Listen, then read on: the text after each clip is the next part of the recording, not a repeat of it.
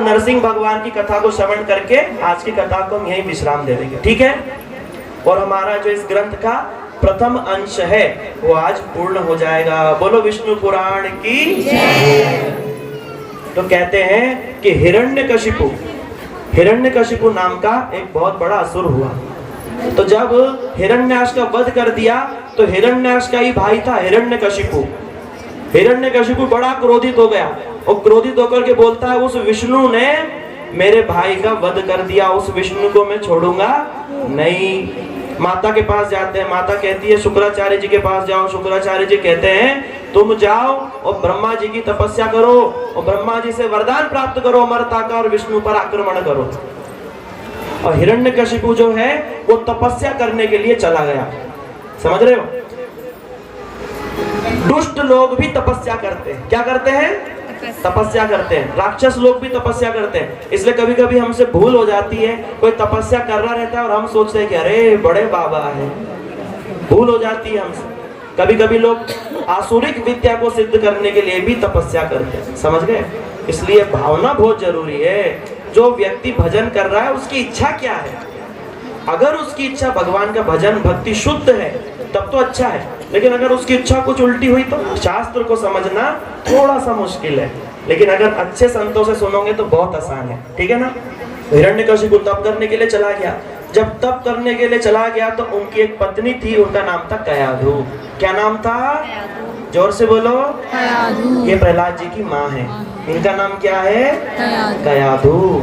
तो कयाधु जो थी उस समय गर्भवती थी। इंद्र जो है जब देखा कि इतना भयंकर असुर है और तप करने के लिए गया है, इंद्र ने आक्रमण कर दिया। क्योंकि राजा नहीं है तो असुर हार गए। तो उनकी जो पत्नी है कयाधु, उनको बंधक बना करके ले जाने लगा इंद्र। नारद जी आ गए।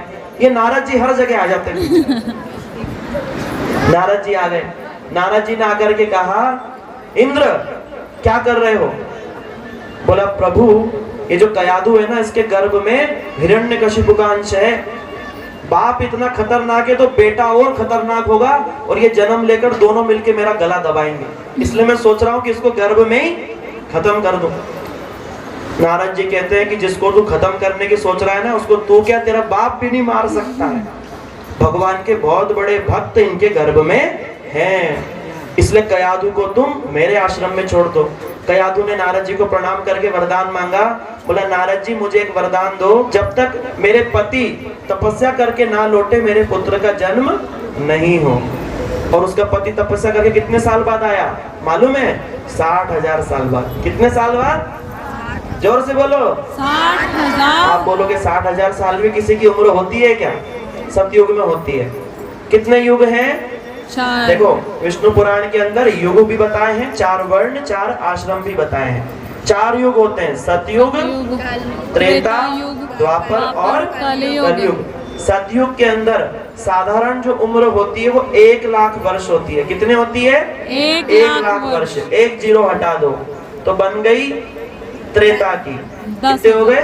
10,000। 10,000 साल उम्र होती है त्रेता में। द्वापर में 1 0 और हटा दो, 1,000 साल उम्र होती है किसमें? द्वापर में। और कलयुग में 1 0 और हटा दो, कितने बचे? 100 के आसपास साधारण उम्र है, लेकिन अभी लोग 50 पे ही आउट हो जा रहे हैं।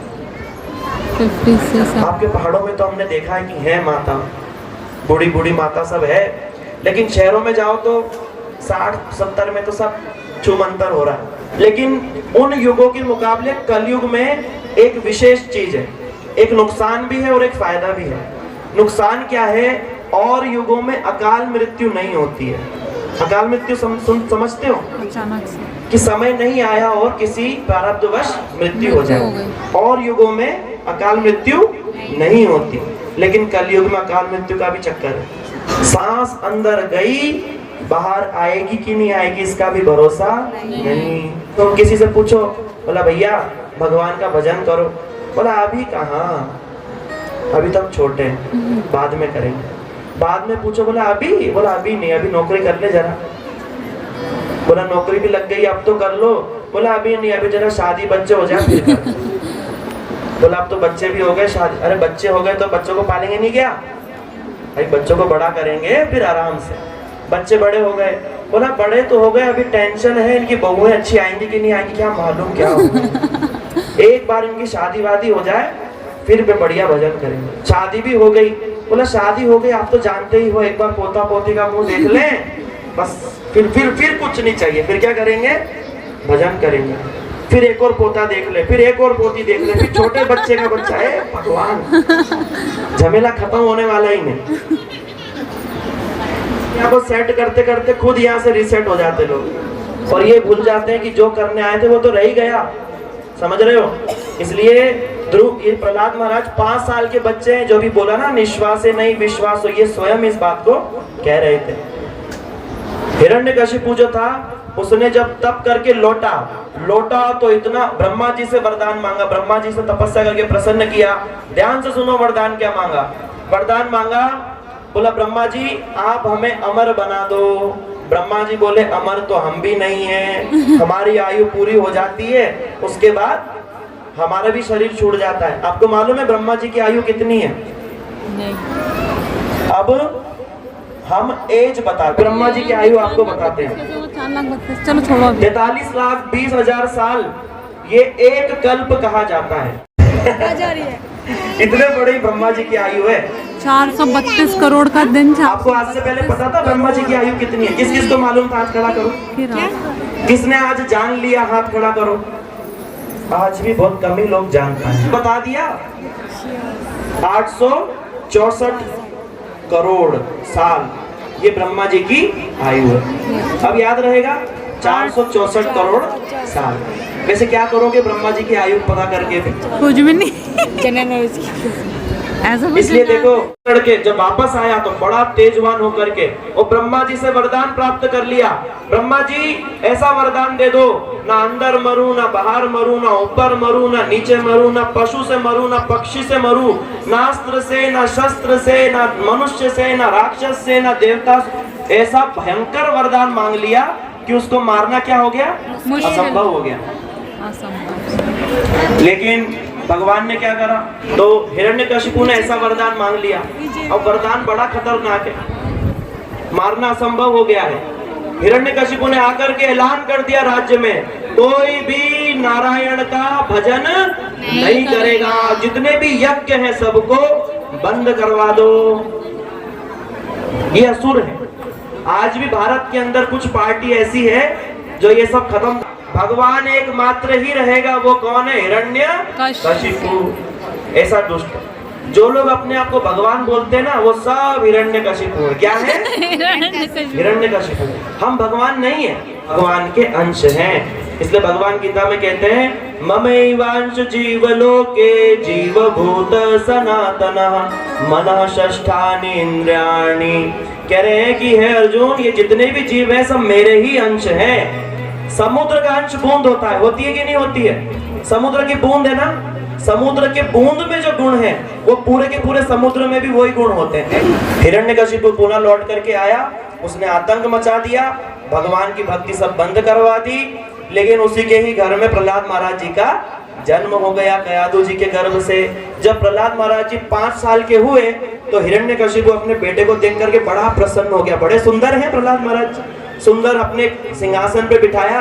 बोला बेटा अब हम तुझको गुरुकुल भेजेंगे। कहाँ भेजेंगे? गुरुकुल। तो गुरुकुल में खूब अच्छे से पढ़ाई करना, और क्या सीखना? युद्ध नीति, राजनीति, कूटनीति, वाणिज्य, कला सब सीखना, और खूब राज्य चलाना, और बढ़िया चलाना राज्य को एकदम बढ़िया से। आजकल भी माता पिता यही चाहते हैं कि बेटा स्कूल में जाए और बढ़िया पैसा कमाए। यही है ना, ये आसुर विद्या है। साथ में भगवान की भक्ति जोड़ करके अगर करेंगे तब तो देवी है, वरना आसुरिक हो जाएगा। समझ रहे हो माता जी, भाइयों बहनों, सावधान। स्कूल में आसुरिक विद्या सिखाई जाती है। अपने बच्चे को पैसा कमाना सिखवा दिया स्कूल के अंदर, और बच्चे ने पैसा कमा करके उड़नछू होकर अमेरिका चला गया, तो आपको क्या मिला? कुछ भी नहीं, एकदम ठेंगा दिखा करके चला जाएगा। लो, संस्कार अच्छा दो उनको, ठीक है? रामचरितमानस बढ़िया से सिखाओ, पढ़ाओ। देखो माता पिता की सेवा करनी होती है, अपने कर्तव्यों का पालन करना होता है। सही, हम गलत बोल रहे हैं क्या? अभी देखो आपके गांव में तो फिर भी ठीक है, बड़े शहरों में जाओ, बड़े बड़े घर हैं लोगों के, खूब बड़े बड़े घर, हम खुद नोएडा में रहे, बड़े बड़े घरों में बुड्ढा बुड्ढी अकेले रहते हैं। अब जब गुरुकुल भेजा तो गुरुकुल किसका है? शुक्राचार्य का। ये शुक्राचार्य कौन है? असुरों के गुरु हैं। असुरों के गुरु थे, असुर विद्या ही सिखवाते हैं। षंड और अमर्क उनके शिष्य हैं। वो प्रहलाद महाराज जी को शिक्षा देने लगे। जब शिक्षा देने लगे तो कुछ दिन बाद, जैसे गुरुकुल के पास से हिरण्यकशिपु गुजर रहा था, हिरण्यकशिपु ने प्रहलाद जी को वहां पर बैठा हुआ देखा, बुलाया, प्रहलाद इधर आओ। प्रहलाद जी आए, हिरण्यकशिपु जी से मिले। बोला बेटा तुम तो गुरुकुल में बहुत पढ़ाई कर रहे हो, जरा बताओ क्या सीखा, अच्छी चीज क्या सीखी? बोला तत्साधु मन्ये असुरवर्य देहिनाम असद्गृहम्। बोला वनम गतो यत हरिमाश्रयेत। बोला पिताजी मैंने गुरुकुल में सीखा कि असुर जो व्यक्ति होते हैं ना, वो हर समय गलत कार्यों में लगे रहते हैं, और क्या करना चाहिए? ये सब उल्टे पुल्टे कार्यों को छोड़ करके अगर अपना जीवन सुधारना चाहते हो तो वन में जाओ, ठाकुर जी का भजन करो। हिरण्यकशिपु बोला क्या बोला? ठाकुर जी का भजन करो? दुष्ट, तेरे को कौन पढ़ा रहा है ये उल्टा पुल्टा पाठ? तुझे मैंने क्यों भेजा था? ताकि तू राजनीति सीखे, कूटनीति सीखे। ये क्या सीख कर के आ गया? वो भी विष्णु का भजन, मेरा दुश्मन। देखो अभी भी कुछ माता पिता ऐसे होंगे जो बच्चों को रोकते होंगे, मत करो। आप तो नहीं हो, पर हमने बहुत लोगों को देखा है, अरे भगवान भगवान कुछ नहीं होता। ये सब कौन है? हिरण्यकशिपु है। कौन है? हिरण्यकशिपु है। हिरण्यकशिपु कभी नहीं मरता, आज भी जिंदा है लोगों के अंदर। आपको लगता रावण मर गया? जो लोग अपने बच्चों को भगवान की भक्ति नहीं सिखाते, ये बोलते हैं हमारी सेवा करो बस, हम ही सब कुछ है, ये सब कौन होते हैं? हिरण्यकशिपु होते हैं। ठीक है ना? जाकर के गुरुकुल में षंडमर्क को डांटा। बोला तुम्हारे गुरुकुल में क्या कोई वैष्णव आता है क्या? ये मेरे प्रहलाद को ऐसी बातें कौन सिखा रहा है? षंडमर्क तो डर गए कि राजा नाराज हो रहा है। बोला नहीं नहीं हमने इसको नहीं सिखाया ये सब। बोला ठीक है अब सावधान रहना, अब ये सब बातें मत सिखाना। कुछ साल और रहे प्रहलाद जी गुरुकुल में। जब कुछ दिन बाद पुनः लौटे तब पूछा बेटा आप बताओ क्या सीखा? देखो प्रहलाद जी क्या बोल रहे हैं। रामचरितमानस में राम जी ने शबरी माँ को नवदा भक्ति का उपदेश दिया था। प्रहलाद जी ने भी बोल दिया श्रवणम कीर्तनम विष्णु स्मरणम अर्चनम वंदनम दास्यम सख्यम आत्मनिवेदनम इति पुंसार पिता विष्णु भक्तिश्चैव नवलक्षणा। प्रहलाद जी कह रहे हैं श्रवण कीर्तन स्मरण वंदन अर्चन, इस प्रकार जो 9 प्रकार से ठाकुर जी की भक्ति करता है, भगवान उसको स्वीकार कर लेते हैं, अपनी कृपा पात्र बना लेते हैं। हिरण्यकशिपु तो गोदी में बिठा करके बड़ा लाड़ लड़ा रहा था पुत्र को, है माथा चूम रहा था। जैसे ही प्रहलाद ने ये बोला, उठा करके उसको सिंहासन से नीचे फेंक दिया। बोला दुष्ट, तेरे को मैंने एक मौका दे दिया, लेकिन अब मैं तुझे मौका नहीं दूंगा। बोला कहाँ तो कुल घाती हमारे घर में पैदा हो गया, चंदन के जंगल के अंदर तू बबूल कहाँ से उग गया? इस प्रकार से उसको बहुत डांट फटकार लगाई, अनेकों प्रकार से मारने की कोशिश करी, पहाड़ से फिकवाया, हथियार से तलवार से मारने की कोशिश करी, अंधेरी कोठरी में 25 दिन तक बंद कर दिया। क्या वो वरदान था, वो अग्नि से नहीं मर सकती थी। वो बोली कि भैया मैं इसको लेके गोदी में मर जाऊंगी, ये जल जाएगा, मैं बच जाऊंगी। बोला बहना तू मेरी पक्की बहन है, मार दे इसको दुष्ट को। होलिका लेकर के उसको बैठ गई मारने के लिए। होलिका तो धू करके जल गई और प्रहलाद महाराज जी बच गए। प्रहलाद महाराज जी पे इतना कष्ट आ रहा है, लेकिन प्रहलाद महाराज जी की एक भी शिकंज माथे पर नहीं आ रही है। वो हर समय श्री हरि श्रीमन नारायण नारायण नारायण श्रीमन नारायण लक्ष्मी नारायण नारायण नारायण लक्ष्मी नारायण नारायण नारायण। इस प्रकार भगवान को याद है। उनको तो पता ही नहीं चलता कि कब इन्होंने फेंका और क्या किया और क्या नहीं करा, उनका कुछ भी नहीं हो रहा है। अंत में प्रहलाद जो है वो बहुत जब ऐसा करने लगता है, जब कुछ नहीं हो पाता, तो हिरण्यकशिपु बिल्कुल विवश होकर के पूछता है कि तूने ये कहाँ से सीखा है, ये सब कैसे कर रहा है तू ये सब, कि मैं तेरा बाल भी बांका नहीं कर पा रहा हूँ, तुझे किसने सिखाया? क्या ये गुरुपुत्र ने तुझे सिखाया? ये कहाँ से सीख कर के हम नहीं जानते। प्रहलाद महाराज जी बोलते हैं, दुष्टों तुम मुझको क्या सिखाओगे? मैंने मेरे गुरुदेव श्री नारद जी से गर्भ में ही सारी शिक्षाओं को ग्रहण कर लिया है।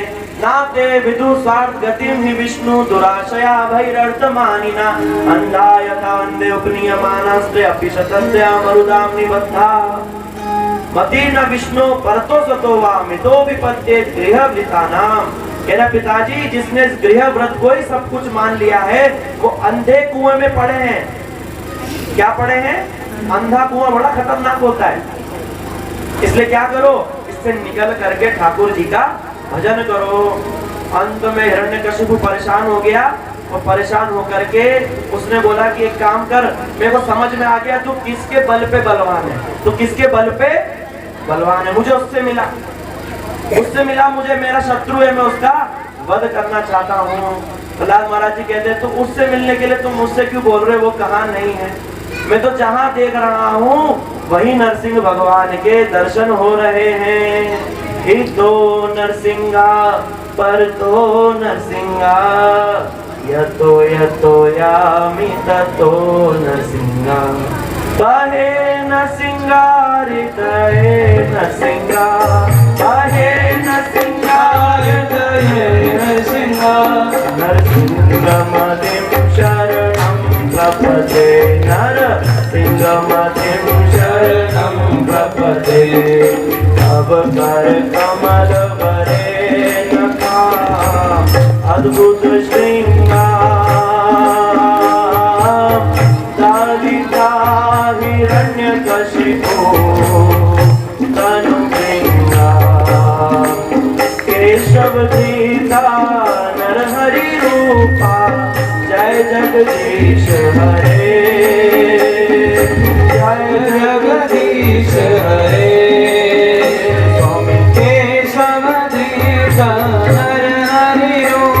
हर जगह बोले। हाँ, एक लाल कलर का खंबा था, उसको दिखा करके बोलता है क्या इसमें भी है?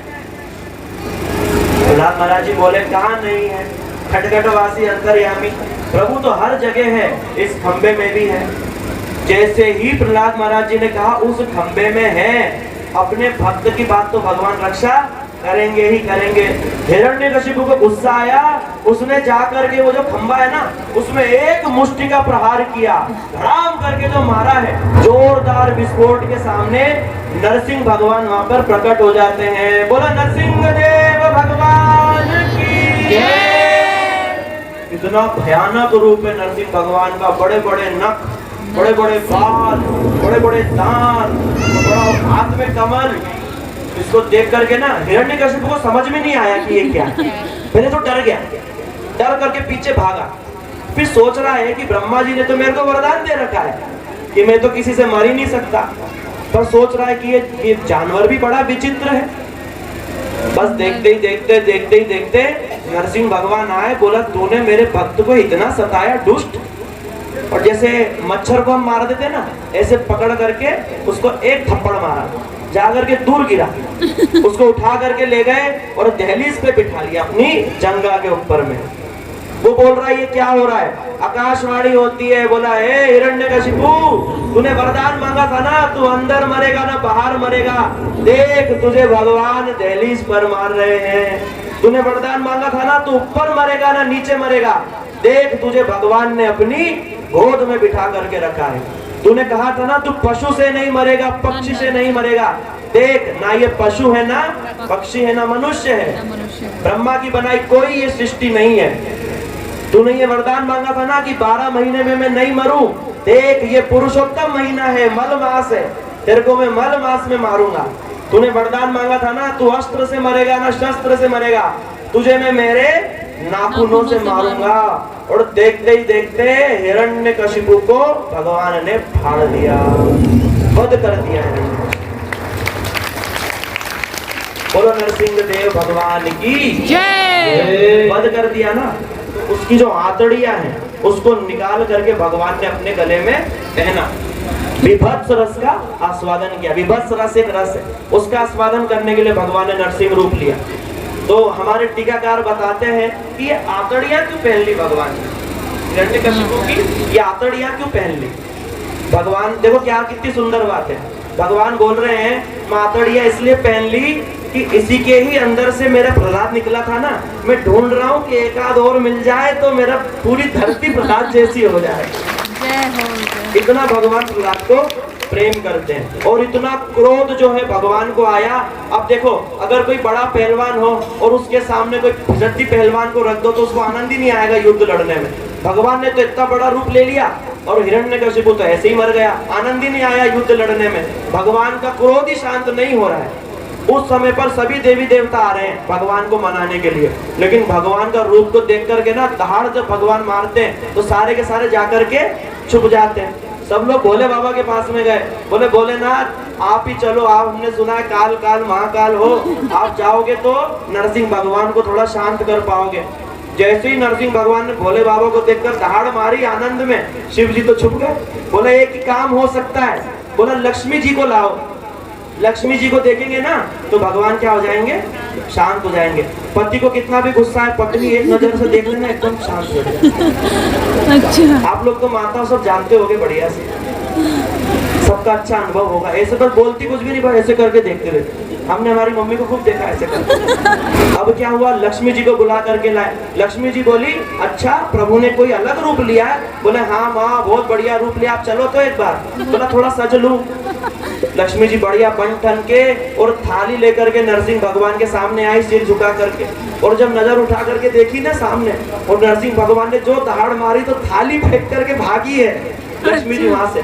बोला अरे बाप रे ये प्रभु ने कौन सा रूप धारण कर लिया, इतना भयानक रूप। और नरसिंह भगवान जो है ना वो ब्रह्मा जी को ढूंढ रहे नजर घुमा घुमा। किसको ढूंढ रहे? ब्रह्मा जी को। क्यों ढूंढ रहे हैं? क्योंकि वरदान किसने दिया था? ब्रह्मा जी ने। बोला ये जो बूढ़ा गाड़ी वाला ऐसा ऐसा उल्टा वरदान दे दिया, हमको परेशान करता है, बार बार हमको आना पड़ता है। इसलिए वरदान क्या बड़ा सोच समझ के देना चाहिए, वरना भगवान को कष्ट होता है। फिर सबने मिलकर डिसाइड किया कि प्रहलाद महाराज जी से ही, जैसे शेर अपने बच्चे को देख करके शांत हो जाता है, तो सबने उठा करके ला करके प्रहलाद जी को उनकी गोद में बिठा दिया। नरसिंह भगवान कहते प्रहलाद तुम्हें मेरा रूप देख करके क्रोध, मेरे को डर नहीं लगता? बोला नहीं प्रभु मैं तो हर समय आपका दर्शन कर रहा था। तो भगवान बोलते प्रहलाद मुझे आने में देर हो गई ना बेटा, मैंने बहुत देर कर दी आने में। बोला नहीं प्रभु आपने कहाँ देर करी है, मैंने ही आपको नहीं बुलाया, मैंने ही आपको नहीं बुलाया। द्रौपदी बोलती भगवान को कि भगवान आपने आने में देर कर दी, तो भगवान बोलते मैंने आने में देर नहीं करी, मैं तो एक पैर पे खड़ा था कि तू मुझे बुलाए और मैं आकर तेरी चीर की रक्षा कर लूं, लेकिन तू मेरी तरफ देखने से पहले तो अपने पतियों की तरफ मुड़ गई। मैं क्या करता, मैं नहीं आया। फिर मैंने सोचा चलो पतियों से निराशा लगी है, अब तो मेरे पास में आएगी, तू पितामह के पास चली गई, उसके बाद तू द्रोणाचार्य के पास चली गई, कृपाचार्य के पास चली गई, यहाँ तक कि तूने दांत से अपना पल्लू पकड़ लिया लेकिन मुझे नहीं बुलाया। लेकिन जिस क्षण तूने बोला हे गोविंद लाखों लाज अब तो जीवन हारी, उस समय मैंने आने में देर करी क्या? नहीं करी। इस प्रकार भगवान भक्त वत्सल है। बोलो भक्त वत्सल भगवान की, नरसिंह भगवान की, प्रहलाद महाराज